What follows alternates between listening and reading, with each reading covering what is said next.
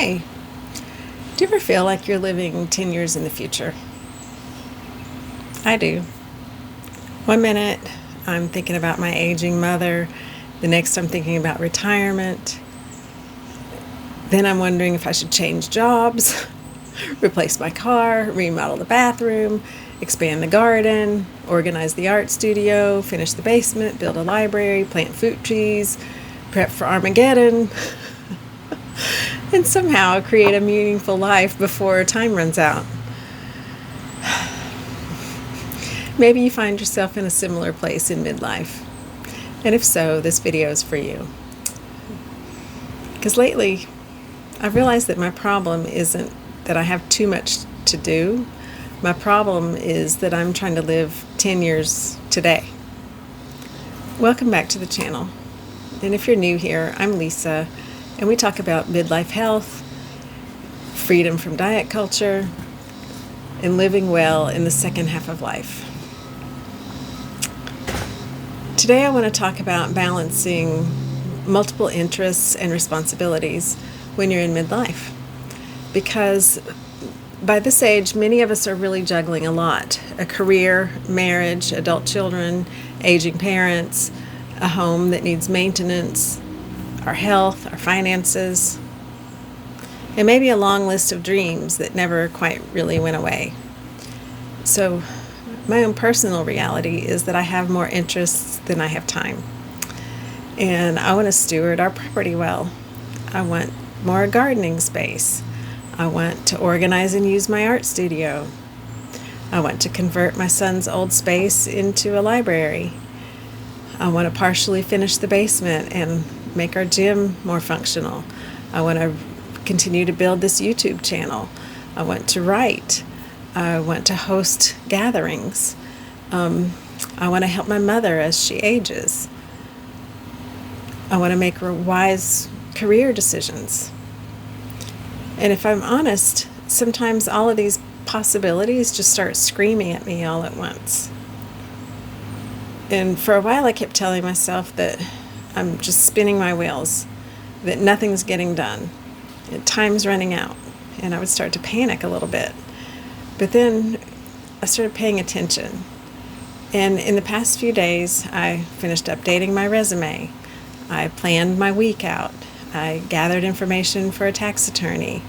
I cleaned out my raised flower beds or vegetable beds, and I planted 6 new tomato plants. I pruned the passion flower back that had gone wild. I cut back the dying petunias. I hung a painting. I swept the porch. I put away a suitcase that had been laying on the floor for several days. I watered the plants. I did the laundry. I exercised regularly. I walked with my husband and dog. I took lunch to my mother. I went to church.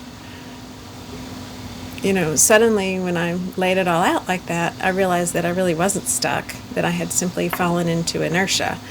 And because, an object at rest tends to stay at rest, an object in motion tends to stay in motion. And the same is true of people. And I kept thinking that I needed more time, but what I actually needed was momentum. It's the little things, not because sweeping the porch changes your life, but because action creates momentum. We talked about this before. Momentum creates hope, and hope creates more action.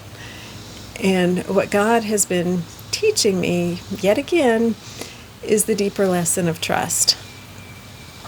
Because underneath all of these projects is fear.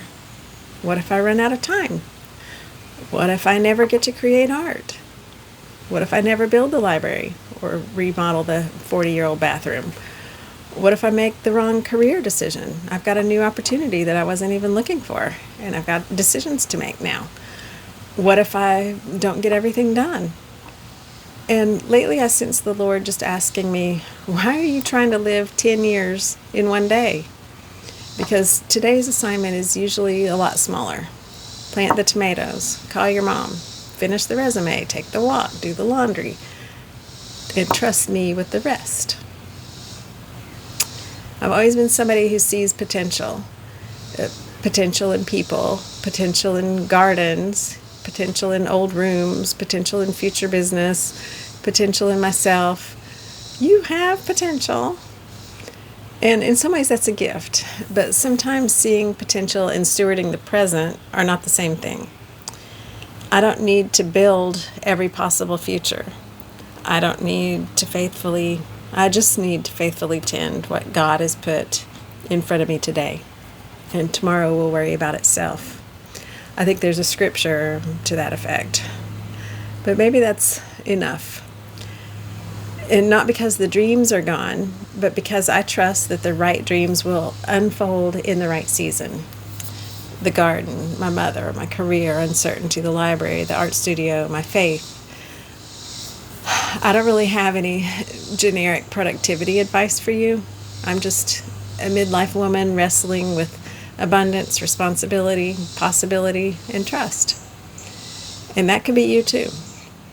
So if you're feeling overwhelmed by all the things that you haven't done yet, and here you are in midlife, maybe ask yourself, what's the one thing that I can faithfully tend to today?